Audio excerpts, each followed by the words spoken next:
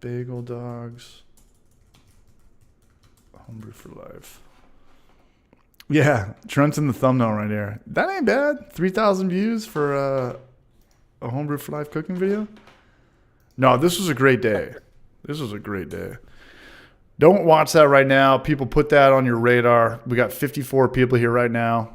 Is that the one where you guys wore the lederhosen? Yeah, exactly. Yeah, nice catch. You guys down to chug a beer? You guys down to NBC? Should I go get a glass? I don't know about chugging. All right, hold on. Nobody go anywhere. Nobody go anywhere. I'm not sure what the ABV is beer, but maybe I'll be back. I'm not. I can't chug a beer right now. Yeah. That's hilarious. So once again, I haven't thanked you in person. Thank you so much for putting me in your video, because that's fucking awesome, dude. I really do appreciate it. Like, you single-handedly got me like 200 subs, so it's fucking amazing. I really do appreciate it.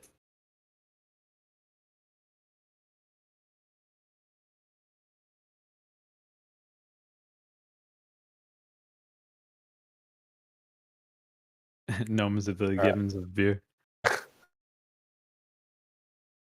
So Negro Modelo, Vienna Lager, Munich Dunkel. I've heard both, I think. It's definitely a darker amber in color when you pour it out of the bottle. It's one of those styles I have like no experience with. I just like, all right, let me just step back real quick. Let me just sit on my heater behind me and just shut the fuck up.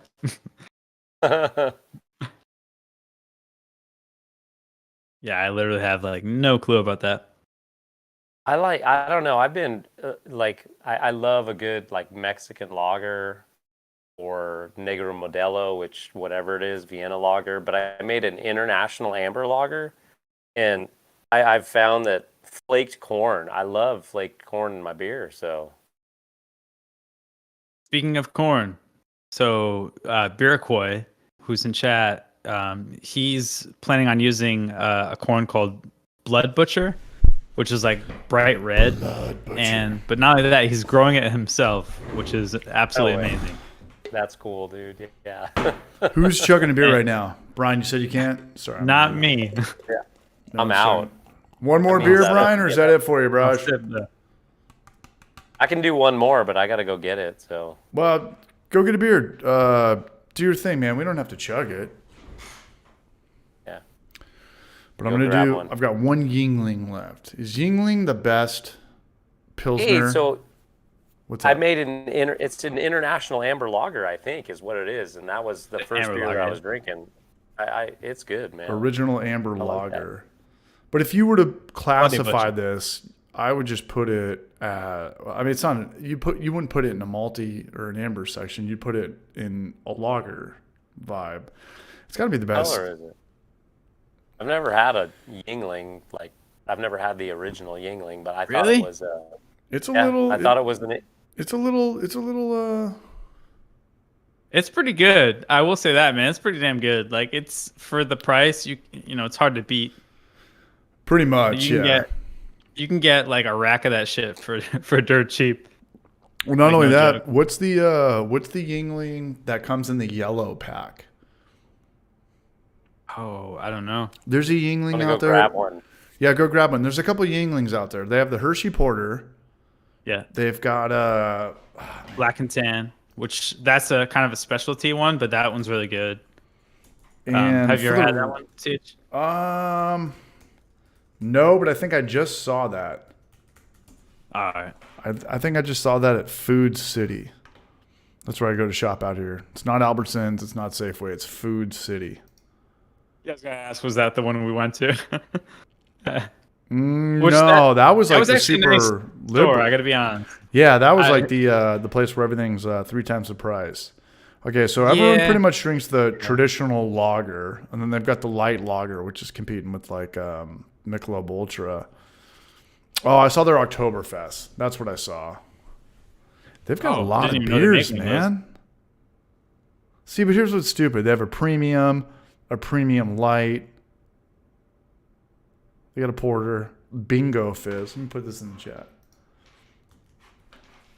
I feel like them and Budweiser have the same logo. That It's that old school American, like Eagle? European influence, just like what do they call it when it's like a seal almost, like a family heritage like emblem type thing. But it looks like And- Anheuser-Busch.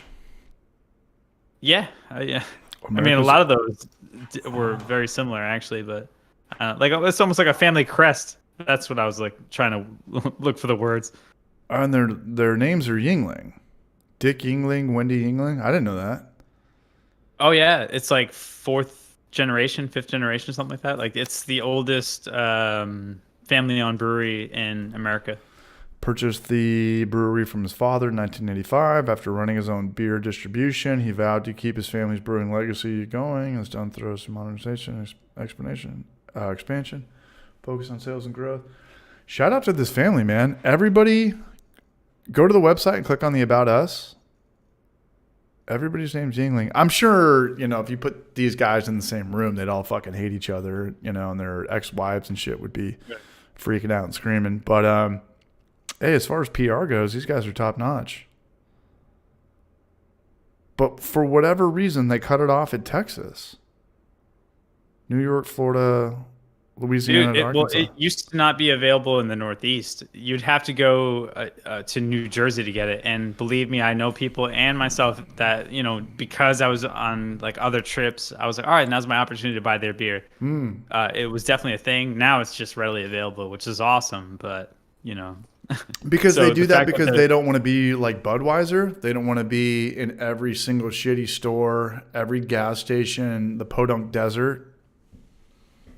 I'm not quite sure. I mean, I do know that I don't know what their like production looks like, but I think they still do it for the most part out of their original facility. So I mean, there's like limitations. I don't know if they have like another brewery that does like production brewing. They probably do. They would probably have to with how much beer they sell. Okay. But yeah, I'm not really sure. I'm not gonna like just like fucking like do what I normally do, which is just like talk out my ass. Like I know what I'm talking about, but Join the club, man. it's worth looking into though for sure, because like obviously they're doing something right. Yeah, for sure. And I've never even seen this map of where I'm at before. I'm in East Tennessee. If I go northwest, I'm in Kentucky. If I go north right, I'm in Virginia. I have no geography in regards to outside of San Diego. I go to LA, I go to Mexico, I go in the ocean. But I could hit a lot of cool cities. I want to go to South Carolina. I know Atlanta, Georgia is about 3.5 hours away. Yeah, I need to get my car and oil change and start taking off. Start mopping. Okay, let's do a beer chug though. What do you guys say? Oh no, Brian, you don't do this. Brian, you don't do this. Does anybody have any questions for Brian? The West Coast barrage. It's 9:00 his time. And you guys better be subscribed to his channel. Both y'all's channels. So real quick, in 2015, which that's a little bit ago, Yingling produced 2.9 million barrels. I've never seen it over here. Were you super ripped? What's that? Are you super I'm big? feeling pretty nice. I'm all right. Yeah, you got the eyes going, man. I like it. Johnny Pot Smoker, Cheech and Chong at the same time. Oh, that, yeah, definitely. Is what it is. I like it, man. I couldn't be super baked and be doing this. I mean, I could, but I don't know. Okay, sorry. 9 billion barrels. Thank you, Kevin Davis, for subscribing to both y'all channels. That's hilarious. All right, I'm gonna get sugar beer. Sorry, no. No, you're good, man. I do have the Cheech and Chong eyes. I completely agree. Brian, Yeast and the Beast has a question for Brian. How's it going? Yeast in the Barrage. They did a collab. They did a collab. Well thought out. Yeah. I've got one coming up with Matthew Ushman, Trouble Brewing. Oh, nice. Yeah.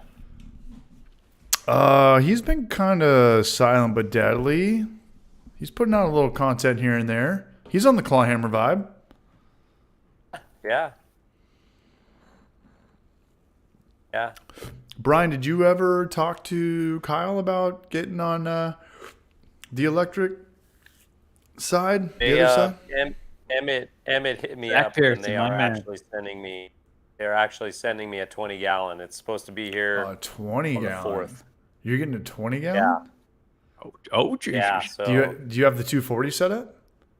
I have a 240 in my garage, but I think after going up to brew with Big Pop Brewing up there, Ryan Hansen, I was inspired to turn my garage into an actual like legit home brew / studio. So that'll be a video that's probably going to be months in the making, but yeah, I'm gonna run. I have an electrician that's gonna come out, and I need to run a lot more electrical. So I've got 4 refrigerators hooked up in addition to everything else in my garage. They're all on the same circuit, and it scares me.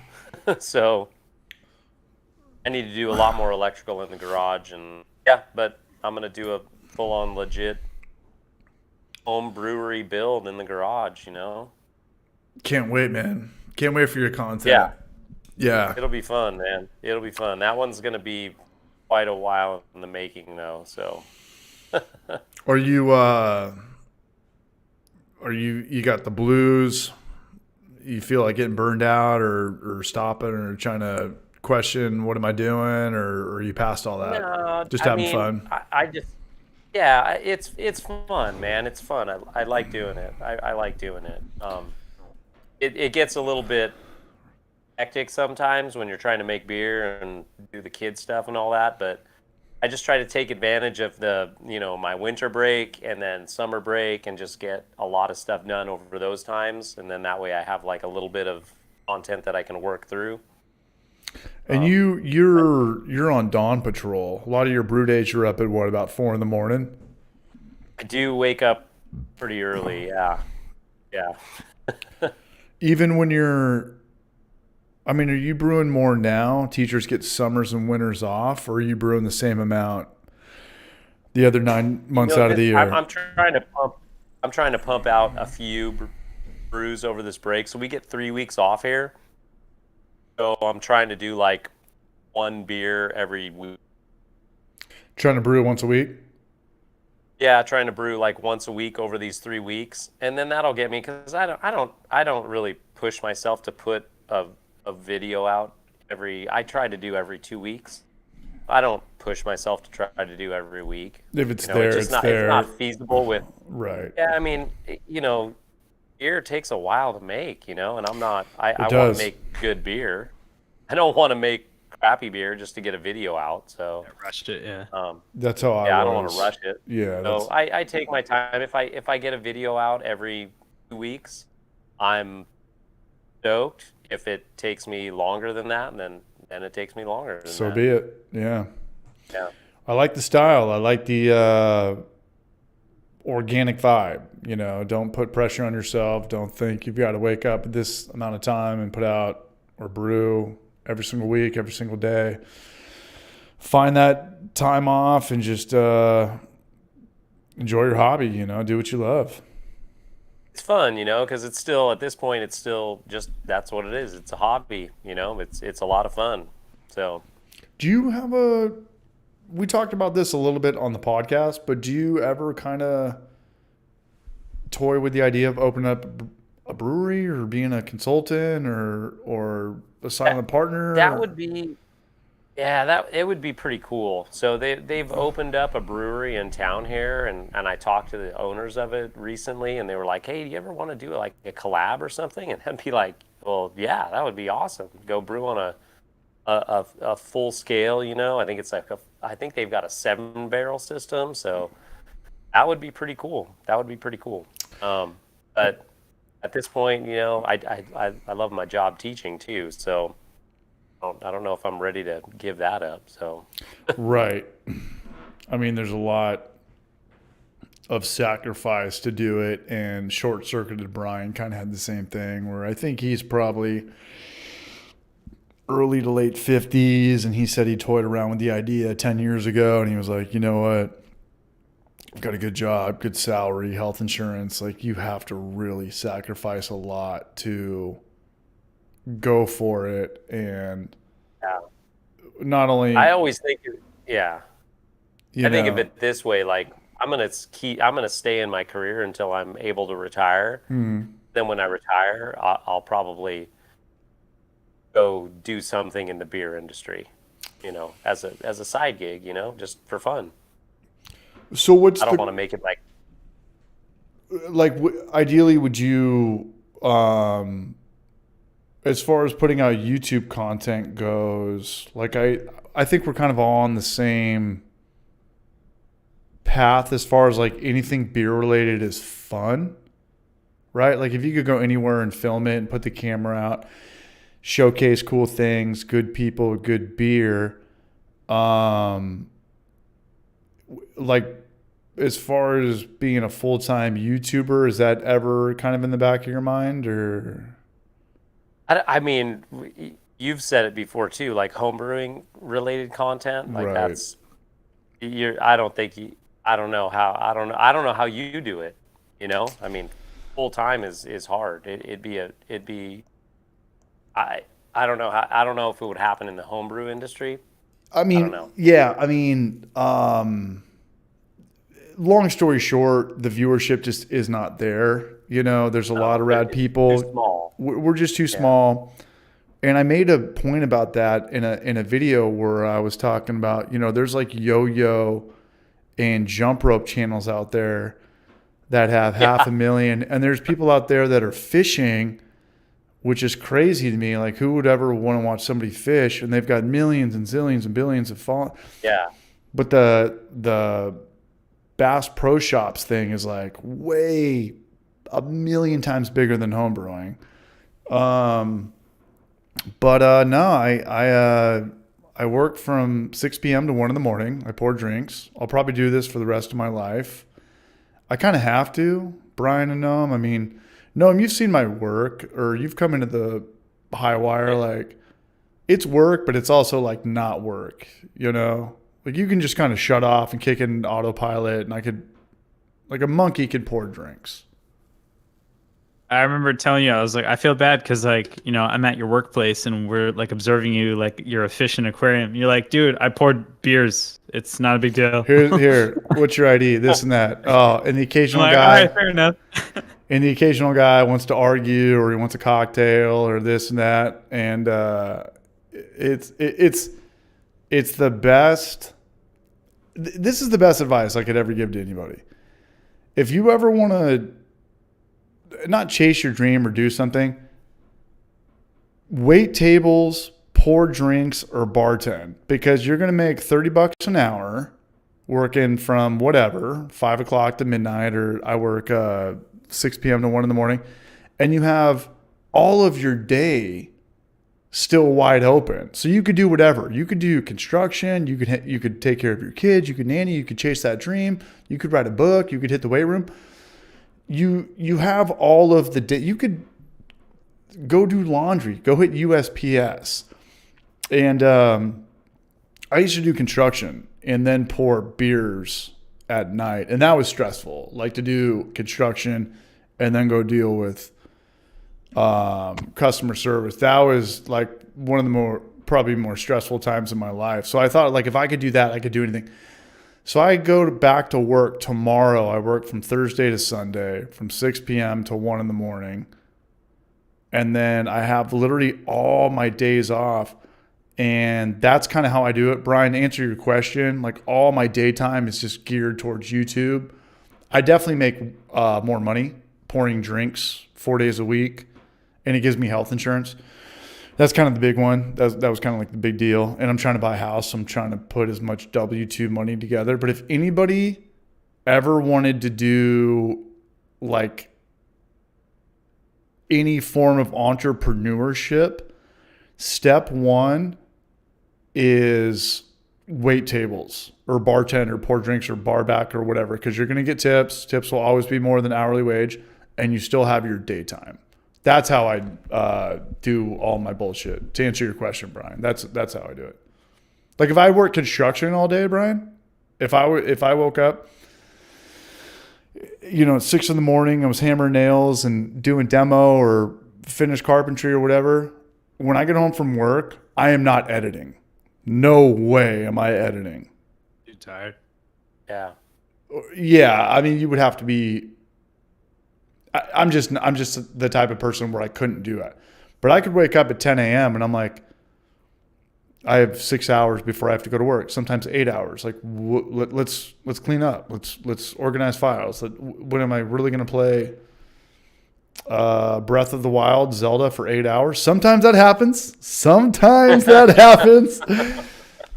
But no, I don't have kids. I don't have a girlfriend. I don't have anybody I need to take care of or love or entertain outside of, my checking in with my family, calling them a couple times a week. How are you? I love you. That's all that needs to be said.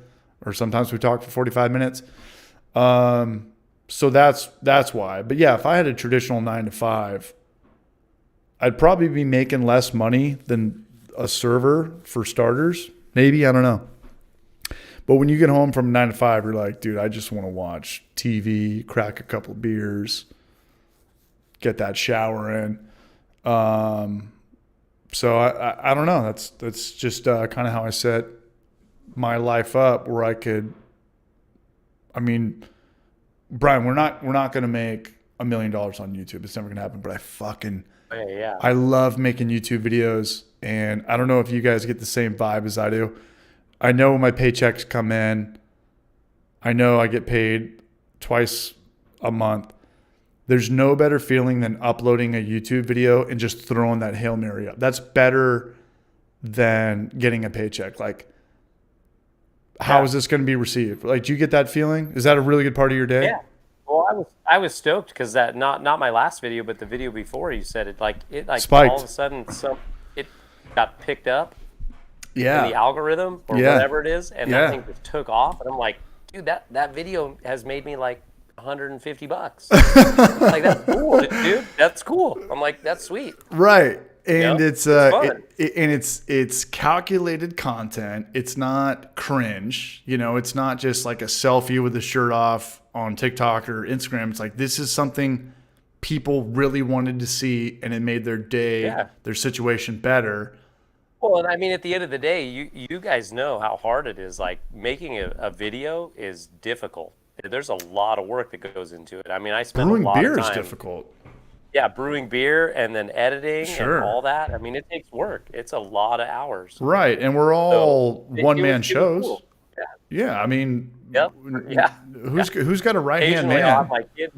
Occasionally I'll have my kid grab a camera and be like, "Oh, really? Follow me around. Do this."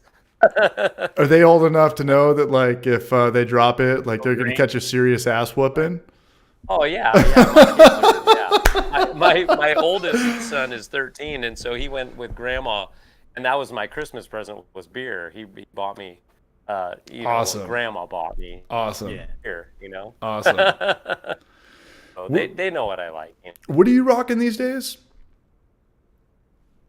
Camera and lens. Just the kit lens. The mirrorless. Canon M50. That's the mirrorless, right? Canon M50 with the kit. Yeah, with the kit lens. Yeah. Looks good, man. It looks really good. It looks a lot better than mine. All my shit's all. The upgrade that I got was I got a new computer, which is awesome. It's the MacBook Pro, and I upgraded to DaVinci Resolve, so for editing. So that has helped out a lot. Your videos do look cinematic. Yeah, they look way more cinematic and crisp than mine. And I rock a kit lens, but I don't know what the fuck's going on my side of the bullshit. But shout out to Max Kelly for subscribing to Elementary. Max, if you subscribe to Gnome too, I'll come over to your house and give you a blowjob. No, I won't. But I might. What is a kit lens? Look, I'm going to be honest. I don't really like beer that much. 15, what is it? I have it right here. 15 to... I'm still looking at this Yingling shit. 15 to 45. A Rode mic. I used to have that same Rode mic with that shock mount. Oh yeah, okay, yeah. So yeah, it's like the standard. I have the same. Yeah, Dude, we literally have the same setup. I see the Rode as well. I'm looking at my camera that looks like your camera. That's hilarious. Yeah, it's the creator kit from Canon. You know. Right. Yeah, I got to. Good deal. I'm going to take Ron Barnes' money, Free Morey's money, Jeff Merrill's money, Josh Wiseman's money, and I do need a camera lens where I can actually slow shit down 60 frames per second and not have rocky, shaky shit. Because I'm still, like Brian, I'm at the point where I'm just filming everything with my iPhone. Dude, the phones were great though. I mean, man. I used my phone for most of it in the beginning. Really quick though, elementary, like still, your shots look different in some way. I know. Maybe it is that. Do you put a filter on in post? I do DaVinci. Don't lie. Don't you? Now I'm doing DaVinci, and I got into the color grading stuff. Okay. So I do try to I do mess with my settings. Like when I was doing iMovie, it's still I would mess with my settings in the phone. But I have started to try to do the color grading with DaVinci to kind of get like a more cinematic look. Yeah. Well, yeah, Noam said it best. Awesome. I mean, cinematic is the perfect word to describe it. Yeah. Looks phenomenal. Yeah. Yeah. I mean, that's sort of like I got into the photography thing young. I've been doing photography for like probably my whole life. I remember in high school I was doing film class. I took film classes. And we've talked about this on here. Yeah. Yeah. Oh, I didn't know that. Look, I'm gonna be honest. I don't really like beer that much. Was photography, and I felt like the next step was kind of videography. So I watch a lot of those guys that are, doing that stuff and doing those like cinematic tutorials and all that stuff, and I geek out on that, and that's part of the enjoyment for me. Is just, filming and I really like the editing process. It's fun. The storytelling? You're talking about just the. That too. Like I want to get better at the storytelling process, and to me it's not just. I mean, I love making beer. I'm gonna make beer no matter what. My man. Being able to tell a story around it is kind of fun. Right. I enjoy that process. So I've got Brian. I've got you in the next Homebrew for Life video. And I'm not going to talk about it on here. I'm probably not going to even tell you about it, but I think you're going to get some laughs out of it. But it kind of goes back to that Green Day video we were talking about where there we go. I'm on the couch just looking for inspiration, and I'm watching people brew beer. There's clips of Kevin Costner from Waterworld or Sylvester Stallone from Over the Top. Paper. Well, I'm just, I'm like, I got nothing to do today. I'm by myself. I'm this fucking loser hanging out in Tennessee. I'm just going to sit around all day and wait to be inspired, and then I'm going to leave it at that, Yeah, that's cool, dude. Right. That's cool. Yeah. No, it is cool. I'm going to do one more beer. Can you guys hang out? I know Brian's kind of wrapping it up. No, we still chilling? I still got half a beer. I can hang with you. Okay. Let's do it. And me and Noam, we had some good news happen to us tonight. We had some good fortune. We can't talk about it or we'll fucking... No. We just... No, that's all right. We might have a cabin in the woods. There you go. Nice. What's up? Hold on. There you go. Is there a trick to photographing beer? Juvenal, what's up, man? Juvenal Hernandez Jr. in the house. Oh, yeah, you use Instagram filters. That's... I got to be honest. I looked into getting what they call it, like what's that? A picture box or a photo box or something like that, where like it has lighting from above and you can like kind of dial in like basically oh gosh, that's probably sounded awful, the lighting. But so you put your beer in there on like whatever kind of like surface you want or base, and then you would take a picture without like, your outside environment like influencing it. I don't know if it's like worth the money, but like I hope you know where I'm going with this elementary, because someone asked this question in chat. I'm like rambling and like what? I'm like, he's probably thinking, what the fuck's this dude talking about? Oh man. Anyways, I'll shut up because I don't want. Enough said. I'll shut up. That's funny. I don't know. taking pictures of beer is tough unless you have like some sort of studio set up. So It is, yeah, or really good natural lighting at the right time of day. Like it's with no it's shadows come involved. Also, like just too much light. It's really weird. Like I don't that's why a lot of my videos and pictures suck, because I have no concept of like what is good and what's not good. It's just like, hey, I have no time to fucking try to make this good, so I'm just gonna like, whatever happens is my approach. yeah.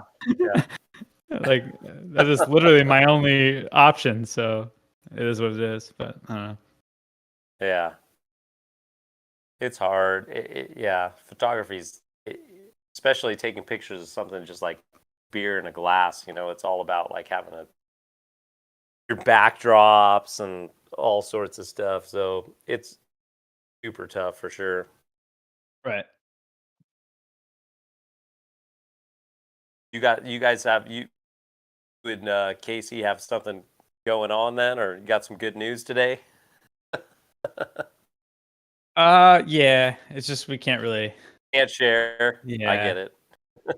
Which apparently that's kind of the theme tonight. All right, we got an There's stuff that we can't talk about. Unfiltered Stuff you can't talk about. Asheville's original craft brewery, Highland. Here we go. There you go. Juvenal, thanks for the input tonight. Steam Beer, James Pilar, Golden Hour IPA. This is the West Coast style. Asheville's Beer, acronym is California A. What's up? Steam Beer, California Common. Dude, I don't. Anchor Steam. Anchor Steam. Yeah. Fritz. Anchor Steam. It's That's Maytag. good stuff, man. No, I just did that. What's it called? Not sommelier, Cicerone test. And that was one of the questions I got wrong. They're like, what would you classify Anchor Steam as? And it was like Pilsner. What the hell is a California Common? I don't know. Well, was Steam Beer on there? Was Steam Beer on the list, or was it California Common? Steam Beer, yeah. I think saw it's an ale fermented at lower temperature. What I think it is, but name another California Common besides Anchor Steam. Nobody can. that's the only one. That's the only one I can. Yeah, It so that's became like a an thing inside recently. joke. It's not a category. It's an inside joke. It's like, hey, what's the nickname of Stone's beer for this? It's like, well, there's only one. Why? Right. It's Yeah. anyway. I got that wrong. I got an 88% on the Cicerone thing. I missed like 3. That should be passing, right? Oh yeah. I would think so. Yeah.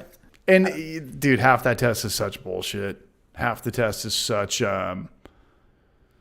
it's like, hey, if a beer's been sitting out for too long, like what flavors is it going to get? Like skunky, offset. You're like, dude, it could be anything. Like, tell me something that's like math, like solve for X.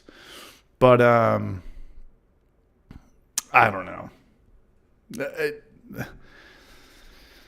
There's so much subjectiveness on that Cicerone stuff. Like, I think it's pretty hard if you went in there to get 100% without studying and not having a study buddy, because it's that subjective. You'd really have to be picking lotto balls at that point.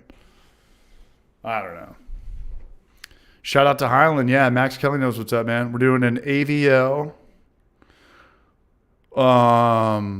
Brian, you have not been to Asheville, right? No, Denver? I've not. Unfortunately. Denver? What's Denver? No. Been to Denver. Portland? I've been through Portland, but Denver that was a long BrashCon. time ago. What's the coolest beer city you've ever been to? Probably Ireland, Okay, that Really? works. That wins. Dublin? Yeah, that's like saying Yeah. Prague. Okay. Dublin, Guinness. That's an interesting answer though, because all right, so is it just for like the culture and like the tradition, the history, all that, like kind of in a in a collective? I mean, I haven't been all that many places like beer. I mean, I've never taken a beer vacation. So my mom brought my sister to Ireland for her like high school graduation, and she let me tag along. I was 21, and that was pretty cool. I mean, I love Guinness. That was like one of the best places to go. But then I also love going to Jameson's, the distillery. So that was fantastic as well too. But is it true if you tip out there, people get offended? In Ireland? I don't know. I was only 21. I didn't have enough money to tip. That was the best answer. No, I had a buddy who went out there. It was cool, dude. Everybody was. I mean, Ireland was like it's on a whole different level, dude. Everyone was super cool. Freezing potatoes. Yeah. Bangers and mash. Cool, yeah. No, I want to go to Ireland. No, and me and Noam and Aliaz, we put together a pretty good little crew. Beer traveling. We're all bachelors. I think Aliaz is hanging out pretty hard these days with a lady. But Noam, I would love to do like an international trip. And I want to go down to Puerto Rico as well. But I would love to go to Ireland. Because every white person's like kind of from Ireland. Like at some point, like if you're Irish Catholic, like this is kind of your... It's pretty cheap from where we live. Like it's Dublin? not far off the East Coast. Yeah, it's not that bad. It's probably going to be a nightmare. It's probably going to be a nightmare from Knoxville, but what isn't? No, and you probably have a layover. That's all. Yeah, I'm used to that. JFK, LaGuardia, Charlotte. Kevin Davis, Seattle is awesome. Cool brew city, but Portland seems to get all the attention. I don't know why. You know what? I've been to Seattle. I was in Seattle about 15 years ago. And my mom's side, my Irish Catholic side of the family is from there. And it was cool. It was really cool before even the craft beer boom. So I'd imagine it's even cooler now. But why do they get all the attention? Because I'd imagine Portland just had more breweries first. I would imagine. BroshCon Ireland. Do I know of the Scavenger Brewery Tour in San Diego? Yeah, I know the owner and Brian very well. The owner, we used to get fucked up at Poorhouse, and his right-hand man, Brian, is a tall, skinny guy with long, luscious blonde hair. He's cool. Yeah, Scavengers was cool. They would always go to Booze Brothers, I don't know, Battle Mage. They would always hit the... So for what Blackwood Brews is talking about, Scavengers was like this military bus that was kind of had this... You guys remember Twisted Metal for PlayStation? Yeah. Oh, great game. Great game. Absolutely great game. Phenomenal Co-op. Game. Yeah. Co-op was the fucking shit, dude. So Scavengers... You could, like, play together. Oh, anyway. Oh, it's phenomenal. So Scavengers kind of looked like this... Remember Warthog? It was like a Hummer, like a Humvee with camo. So this guy would drive people around, and it's like $1,000 to rent it out. But he would get you to 4 breweries. You'd get a flight at each brewery, and then get a barbecue sandwich from Phil's Barbecue or Dave's Barbecue.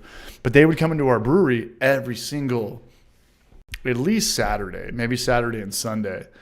So we were hanging out a lot, and the guy had a great idea. The guy, like, even if this brewery isn't as popular as it was because of all the saturation, change up the route. Just take them to and it was funny because he would pick us up at somewhere and then drop you off at a place where, like, he wasn't liable. Everyone's just getting smashed out of their minds.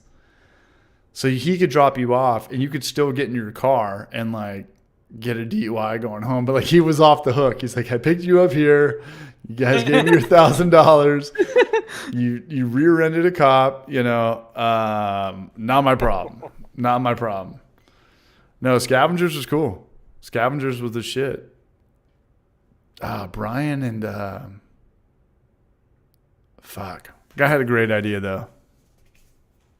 Rent out a military car, and I mean, if you ever go on a Scavenger's car, it's like rich bachelorette parties. You go on there, there's bottles of Smirnoff and vodka and all this shit. You know, like, these guys are partying.